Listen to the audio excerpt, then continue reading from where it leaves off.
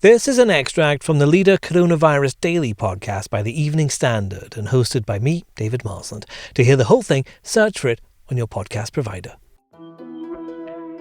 David Cameron is now the fifth former Prime Minister to warn Boris Johnson not to break international law, as up to 20 Conservative MPs threaten to join a rebellion in the Commons.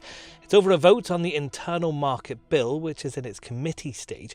Our political reporter Sophia Sleigh is here. Sophia, what's Mr Cameron said? So basically former Prime Minister David Cameron has finally spoken out about this UK Internal Markets Bill. Lots of people have sort of been saying, where's David? Where's David Cameron? He's been, super quiet the past few days. Britain's Prime Ministers have come out. We've had Blair, Brown, Major, May have all come out and sort of warned Boris Johnson not to go breaking international law, and some have been quite forthright in what they've said, actually. Cameron was very, very measured in his approach this morning in his clips. He was, shall I say, a bit more gentle in his approach to criticising Boris Johnson compared to Blair and Major, who basically they teamed up in a piece for the Sunday Times over the weekend saying that the government's way of negotiating was in pursuit of ideology and cavalier bombast that was irresponsible, wrong and dangerous. In comparison, Cameron's sort of said, defying the law is very, very last thing you should ever contemplate. And he very sort of gently said that he had misgivings about Mr Johnson's tactics.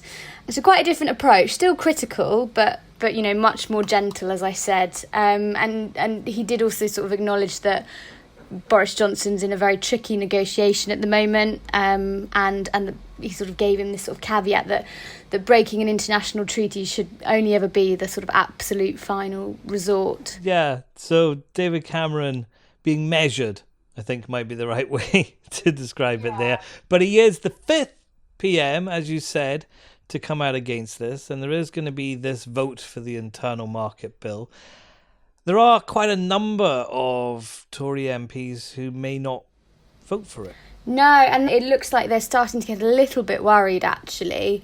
There is this growing Tory rebellion against the UKIM bill, and it's coming from quite a lot of, big Tory grandees as well. Over the weekend, Geoffrey Cox as well, the former Attorney General, has said, this is a matter of honour. We should obey treaties that have been signed in good faith. They've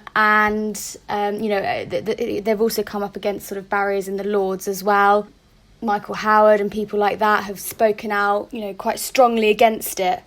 The sort of suggestion this morning from the policing minister, Kit Malthouse, was, the problem can go away if the EU basically confirmed that the UK can export foodstuffs to Northern Ireland from the mainland unhindered.